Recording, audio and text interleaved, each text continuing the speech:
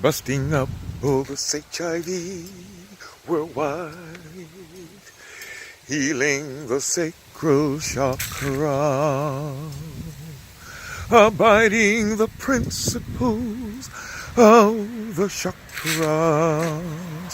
which we've detailed over and over again, hoping that it's soaking in that we are Goddess on the planet, demonstrating Goddess behavior, self-correcting our consciousness. It's sad that we have learned that we are coming under attack in so many ways. Eradication, learning, housing, project centers, we're cloning centers, and all the manner of horrible things that are happening to us. We love you, Mama Nebthet. We love you, Mama Nebthet. We love you, Mama Nebthet, for guiding, guarding, and protecting us. Ooh, ooh. Ooh, ooh, ooh, ooh, ooh. We love you, Mama Nebthet, with your beautiful self. You are the baddest goddess on this planet that ever was or that ever will be. And we thank you, Mama Nebthet, for guiding, guarding, and protecting us. Hello, everybody. Thank you for joining me again today. I am back today in Prattville, where I come to gather water from underneath Mother Earth, pure, fresh water, to guard against the dehydration attacks that we are under and the fluoride in the faucet water. So we do have to do all that we can to protect our melanin during these horrific times. Only a couple of things that I want to speak about today before I started loading up my water bottles, which are in the back of my car. I have been, of course, watching Netflix, and I was thinking back over the years of all the television programming. It seems that our government has us on a two-track programming system. On the one hand, shows like West Wing, and one that I'm watching now, which is really interesting, called Designated Survivor on Netflix. It has Kiefer Sutherland, I believe his name is, in it. And it is about how if something were to happen, there's a person that has been pre-selected to become president. And that is the situation of that crisis where the White House had become under attack. And of course, everything is, like as usual, being said to be terrorism. You know, but we watch shows like that and West Wing, which help us develop the sense of patriotism. You know, usually the episodes are very dramatic, and there's some sort of, even in the other one that I was watching, House of Cards, where the history of the American presidency is recalled. Certain quotes that they may have made, goals or visions that they may have had for the country. And so it builds a sense of patriotism for television. But in the real world, we often find that that is not the case.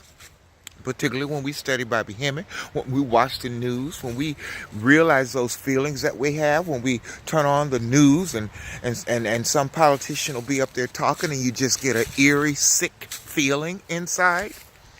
And then they set about blaming everyone but who we later learn is responsible for 9/11. We don't know whether that was entity attacks or whether that was our government attacking us. But everything is played as if it's terrorism. But who are the real terrorists? I want somebody to tell me.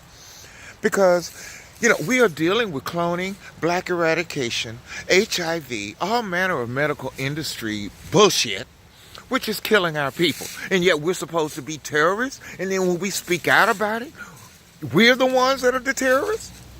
Something is wrong with that picture. And we need to stop allowing it to happen. They have the power of that television. They come on there and say anything about anybody. And people are so quick to believe because they don't read books. Because they don't look into things for themselves. And everybody wants a Hollywood happy ending. Well, many of us aren't living Hollywood happy endings at all. And so something needs to be done.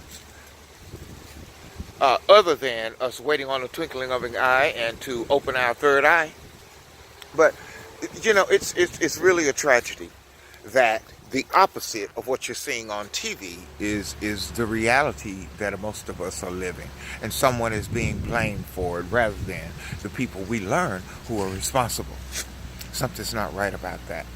Okay, that's all I want to say about that for today. But I also wanted to speak a bit about Kundalini. I have been watching presentations that follow my own, listening for people to say something that I'm not already aware of it, having lived through this since 1998. And I was speaking yesterday about you have to have gone through something before you're even granted to have your Kundalini awaken. There was a time when I saw a guru, but he was uncertain whether he wanted to see me initially, but he wasn't even aware that my Kundalini had already been awakened for years. I was wanting to join that group to seek help and support.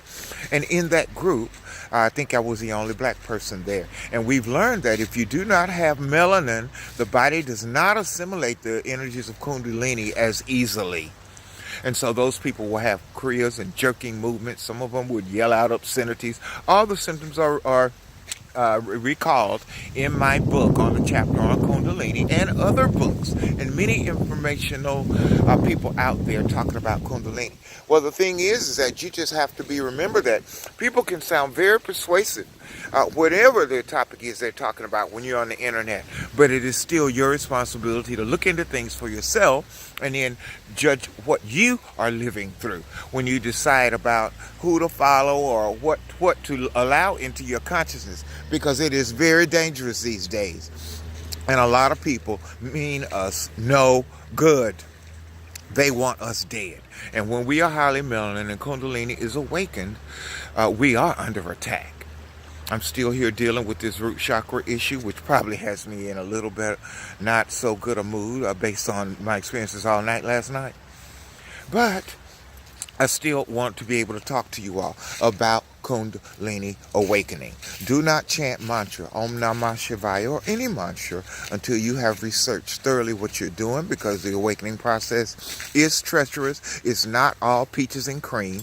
However, when you are responsible, you are then somehow accentuated in the power.